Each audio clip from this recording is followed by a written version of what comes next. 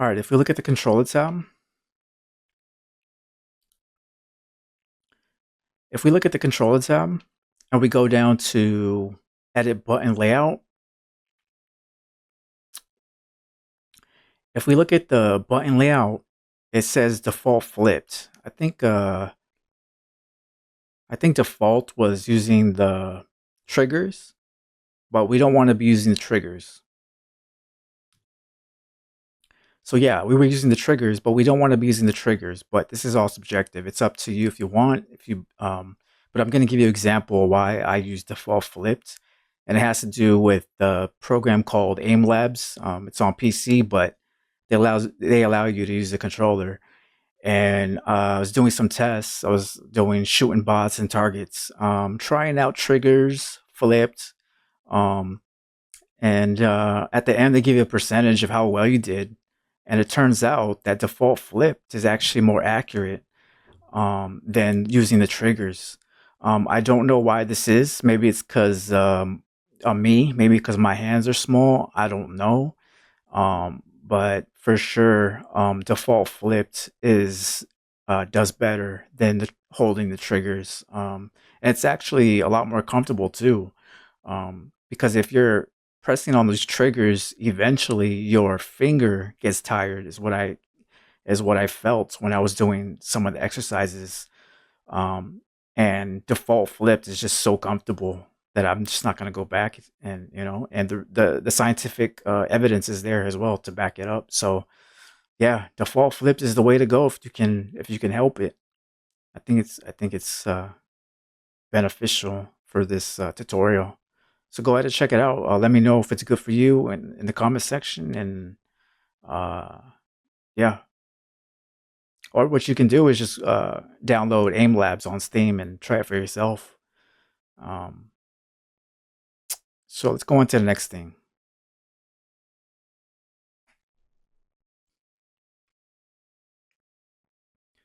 All right, so another point I'm going to make here is stick sensitivity. Um, I have it on 0.75. I don't know how it came to this, but it did. I did. God, I can't even speak right. I did. So try it. Um, for example, uh, the aim assist is a lot stickier, and it doesn't feel like you're sliding on glass, or yeah, glass. So that's why I have it on 0.75. Um, it was just a random number I picked, but I think it works pretty good. It's all subjective. You could try it or not. Let's see.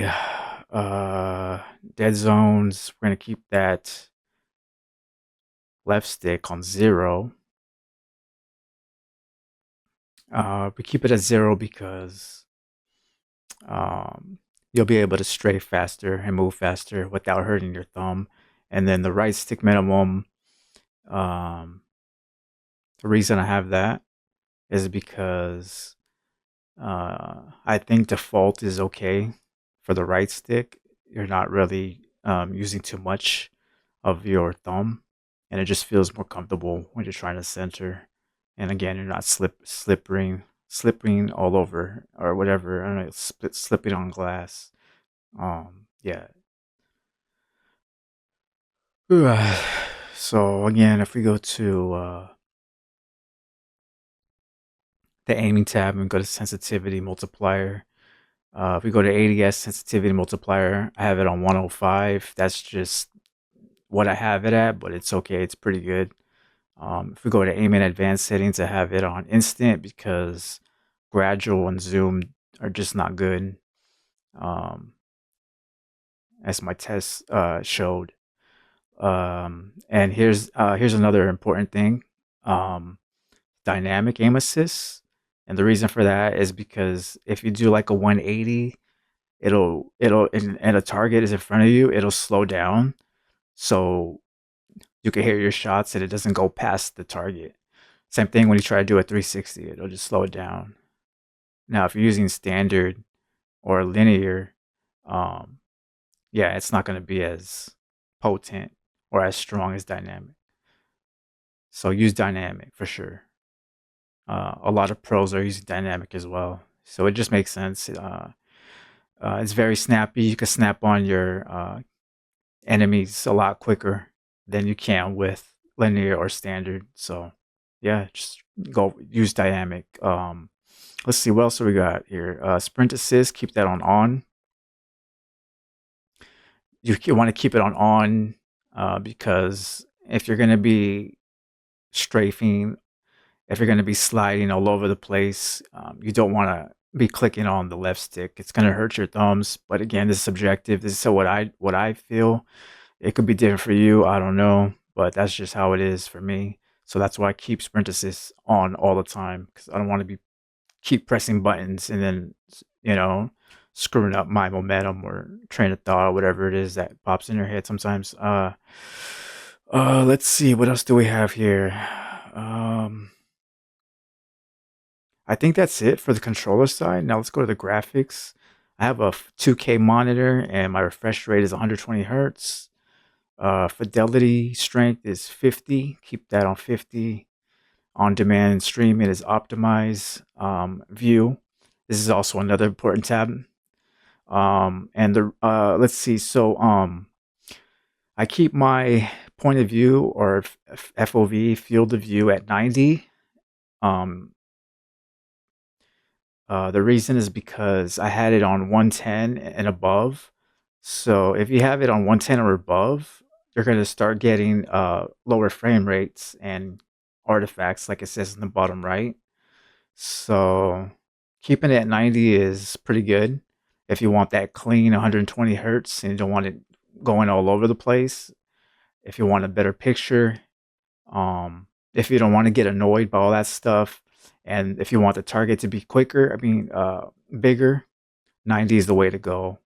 Uh, yeah, so that's really going to be beneficial if you keep your field of view at 90. Um, also, the weapon field of view, I have it on narrow because it's the smallest. If you keep it on default or wide, it'll just be too big, and we don't want that. So we don't want the gun getting in the way. Let's see, what else do we have here? Interface, gameplay HUD. I have my layout as portrait because if you look on the right, you'll see the crosshair. But if you look right next to it on the bottom left, the mini map is really close. So that way I can just stare at what I'm looking at and I don't have to look to the top left or top right or top bottom left and stuff because it's just very distracting, when there's a lot of action going on. So yeah, we don't want none of that stuff. Um, yeah, but again, this is all subjective. You can use whatever you want, but for me, I like portrait. Let's see.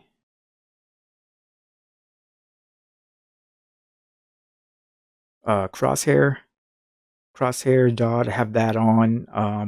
I guess I have it on larger. So we'll keep it at that.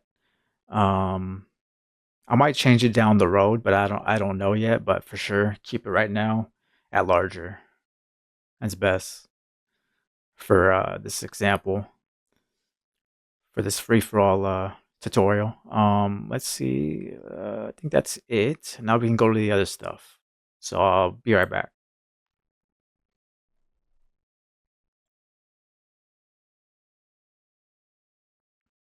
All right.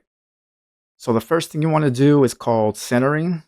And what we're going to do is, I'm pretty sure you've heard about this before, but centering is when you have your crosshair placed where you know an enemy is going to be, and then you just zoom in. So that way you're right on target and you're not missing shots. So centering is very important. Just want to keep your screen in the middle of the enemy. So that's centering. The next thing I want you guys to work on, and this one's obvious, but use cover. Always got to use cover.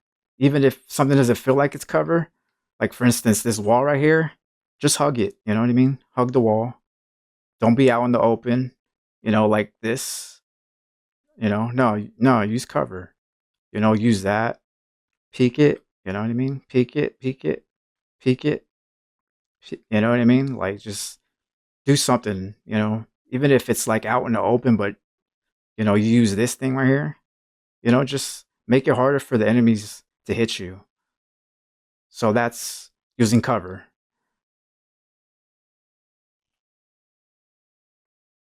All right. The next point I'm going to get to, and this one's a very important point that I don't think a lot of people are doing right now. So, me telling you this is going to give you an advantage for sure because when I started playing this game, um, I was just trying to figure out why I kept dying all the time. Every time I get into a gunfight, why am I dying so much? And it's like I don't know why I'm dying to like dumb stuff and it makes no sense. So after playing for hours and hours, I finally figured something out. I'm like, okay, I'm bored, right? So I'm bored, right? Trying to figure things out because I'm just tired of dying. So here's what I found out. If you are going to get into a gunfight, there is no reason for you to hold do that. There is no reason to fully push that button and waste like two clips or one clip and a half. There's no need for none of that stuff. And the best part is if you learn to do this, like feather your buttons like this, they're actually going to die a lot quicker than if you just held down the button. Why? I don't know. It makes no sense at all. But this is like a cheat code for getting fast time to kill. I don't understand it. It makes no sense. Not only that, you also have a lot more ammo that you can use for multi kills. It's This is like the number one secret playing this game. I don't know if it was like this on the other CODs, but for sure, if you want a faster time to kill, feather your button. Don't hold it. Now, there is an exception. You can hold it if the threat is real. You have to know when the threat is real to just unload that thing. You know what I mean? Like when you play the game, you'll start understanding when the threat is real. Then you can start fully auto. But the point is, you always want to just tap it. Tap it. Makes the time to kill a lot faster. The next tip I'm going to give you is called guard your spawn. We'll call it guard your spawn because the point is we want to make sure that our brains are operating at a higher level. Like, for instance, I spawned right here, right? So now if we play guard the spawn, then we can move around it. And if anything happens, like let's say, for instance, I die, right? Like if this bot kills me or if someone kills me, like for instance, this guy kills me, right? I'm gonna respawn. Now I'm on this spawn point. So now I'm gonna just play around it. That way, if I keep dying, I will be able to memorize exactly where the spawns are in free for all. So we'll just keep, stay around the area. And again, if this bot kills me, you know,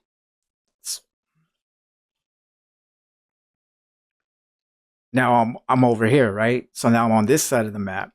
So now my brain is already memorizing where all the spawns are at because I'm constantly thinking about where I spawned and what I'm doing around it. So this is the game I call Guard Your Spawn. Very, very, very, very, very important to understand playing free for all. So now I'm back to my spawn. You see, I'm back here, and now I know that there's another spawn over here. So yeah, that's how it goes.